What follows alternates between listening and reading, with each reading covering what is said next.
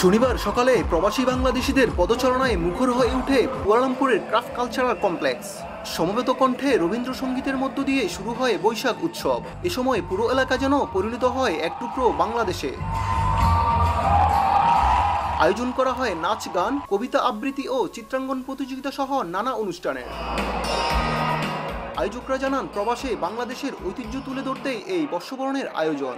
সবাই মিলে আমরা এই বৈশাখকে আমরা উপভোগ করার জন্য, যেটা আমরা বাংলাদেশে মিস করি, তো এই জন্য এই আয়োজন। মালয়েশিয়াতে প্রবাসী বাঙালিদের পরিবার থাকে, যাদের পরিবারের সদস্যদের মধ্যে বাংলা সংস্কৃতি, বাংলা নববর্ষ, বাংলা ভাষা, এটা যাতে আমরা ট্রান্সমিট করতে পারি, এটা যাতে এদের মধ্যে আমরা দিতে পারি, এটাই আমাদের প্রধান লক্ষ্য।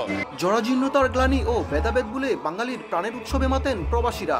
আমরা সবাই মিলে নিজেদের মতো করে একটা আয়োজন করি। তো এই অনুষ্ঠানগুলো যেটা হয় যে নাচ, গান, আনন্দ, এর মধ্যে দিয়ে খাওয়া দাওয়া, পিঠে পুলি, মানে তারপরেও এক রকমের একটা দেশের আমেজ আমরা পাই। এখানে মধ্যে অল্প কিছু মানুষ একসাথে এসে একটা দিন পায়। So it's a really good experience. Boishakh মানে শাড়ি, চুড়ি, টিপ। বাংলাদেশের যত রিলেটিভস আছে তাদের সবাইকে মিস করতেছি। লাইক সবাইকে পয়লা বৈশাখের শুভেচ্ছা। বর্ষবরণের দিনটি বাংলাদেশের মতো মালয়েশিয়ায় প্রতিটি বাঙালির জীবনে নিয়ে আসে উৎসবের আমেজ।